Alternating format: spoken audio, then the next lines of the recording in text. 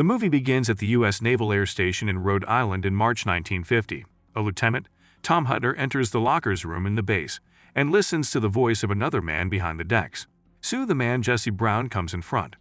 Tom greets him and tells him about his relocation from Pearl Harbor. They eventually head to the station's briefing room. Dick Savoli, their instructor, gives them an update on the most recent findings on Russian warheads and the threats they pose to the United States. Out of his 6 pilot officers, he makes 3 pairs: Lavery and Good, Koenig and Mooring, and Jesse Brown and Tom Hutner. Then he sends them on their way so they may practice flying the zone on their planes. Pilot Brown returns home at night. He watches as his spouse paints their house's walls. He gives her a surprise and starts dancing with her. Together they like playing and having fun. Suddenly, police officers come there and ask them to lower the voice of the song. Jesse Brown and other pilots arrive at the base the following day. Savoli, their instructor, gives them a rundown on the recently arrived aircraft on the runway. He informs him of the cutting-edge technologies, including torque and speed, used in that aircraft. Pilot Bill Koenig provides them with the F-4U Corsair's technical specifications. He informs them that throughout the fights, the plane is known for being the Widowmaker. Savoli informs them of the Russian attack on American jets in the Baltic Sea. He requests that they prepare for a counterattack against the Russians in that area. He orders them to get the manuals from the ready room for further details and leaves. Everyone comes ahead and checks the new plane, but Jesse stays there and keeps staring at it. In the next scene, at Savoli's office, Captain Thomas Sisson comes there and orders them to get ready to be on board with him on the U.S. light aircraft carrier. He said there are suspicious activities of the Russians on the Mediterranean Sea, so there they will carry out preemptive missions to deter the Soviets. He leaves after alerting them to go on the ship. Jesse comes home at night and tells his wife Daisy about the new orders. His wife gets anxious about him leaving Rhode Island. He tells her his fears about this new F-4U Corsair plane. Her wife encourages him to fly as he has flown the other planes. The next morning, all of the pilots take carrier landing tests U.S. late. Lieutenant Tom Hutner was appreciated by the instructor for keeping a good approach to land. He hooks his plane to the cable and lands on his first attempt. After him, Jesse comes into the sky. He was nervous. He ejects his hook out while he was way too up. Savoli instructed him on the radio to look at the signs of LSO. He was trying his best to land the plane safely on board. A few dyes of color also emerged to witness his landing in the interim. In actuality, they had come to see a colored pilot operate the aircraft. In any case, he arrives at the ship and this time misses the cable. He raises his aircraft once again and turns to return. He now arrives and safely lands his F-4U. Lieutenant Tom then drives him home after that. He's invited in by Jesse. When they arrive, Tom is offered a drink by his wife Daisy. Daisy begs him at the table to do her husband a favor by keeping him safe both in the air and on the ship. Tom swears to keep Jesse safe while performing his job. He leaves afterward. After some time, it is May 1950, and they are all at the Mediterranean Sea on U.S. late. All of the Lieutenant Commander Savoli's pilots were having training on the ship. Ship Commander Captain Thomas Sisson calls Jesse to meet him. Then some reporters from Life magazine were present, photographing Jesse. Their purpose for being there was to record some questions for their narrative. Everything revolved around a colored pilot's squeezed article. Savoli removes Jesse from the journalist when he observes that he is uneasy with their queries. Commander Savoli speaks with his group of pilots at night. He requests the name of a volunteer so he can check the plane's gyro while it is in the air. Carol Mooring is finally hired for this project. Subsequently, he provides the catalogs to every other pilot so they may verify the aircraft's serial numbers. The next morning, Mooring flies the plane to check the gyro. When he reports the function of the gyro to be working in order, Savoli asks him to return to the carrier. On his way back, his approach gets shallow because of the wind and some other improper functions of the plane. The officer on the radio keeps telling him to take the plane up at some altitude, but he couldn't. He crashed into the water when he pressed the power.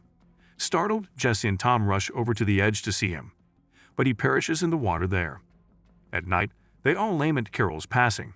Their captain, Savoli, tells them after a while that they can take a little leave of absence to the French Riviera city of Cannes. This was the reason the ship was going to spend some time ashore.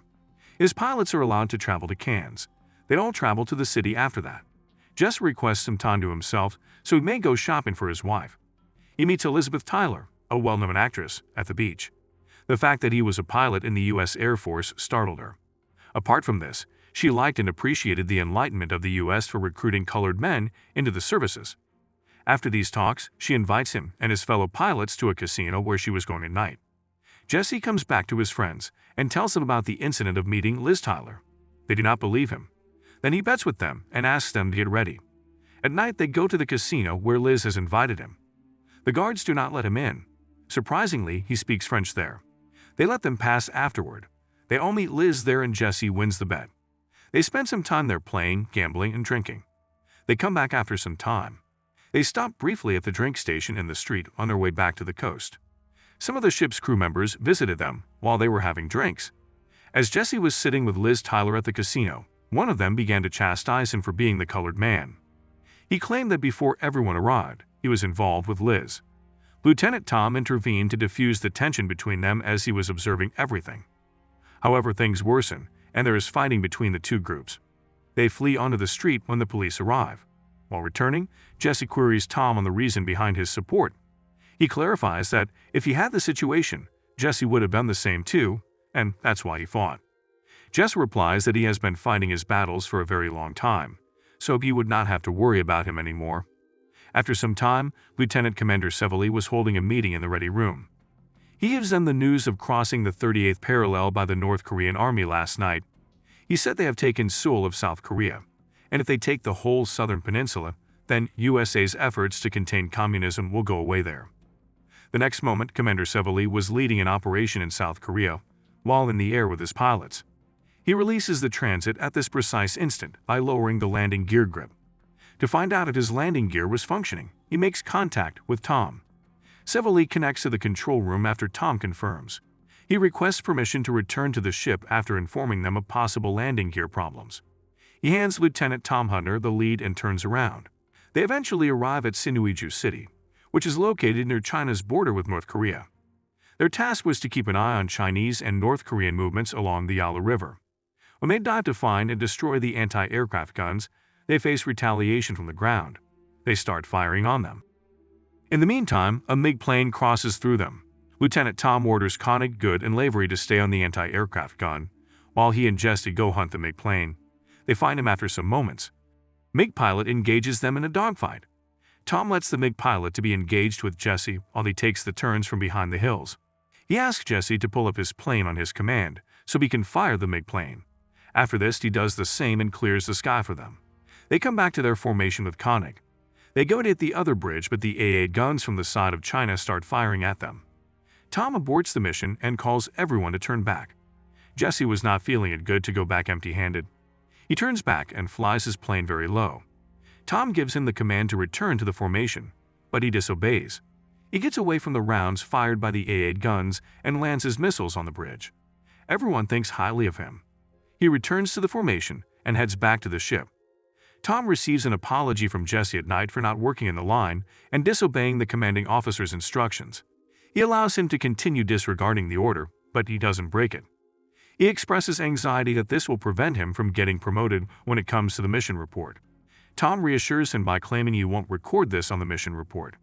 Jesse said everyone saw that insubordination. Tom comes to his teammates and gets their testimonies regarding the report. They write everything well in the report. Tom comes back to him and listens to him scolding himself from behind the door. Tom comes inside and shows their testimonies to him. He shows him a diary from which he was reading the words to him in front of the mirror.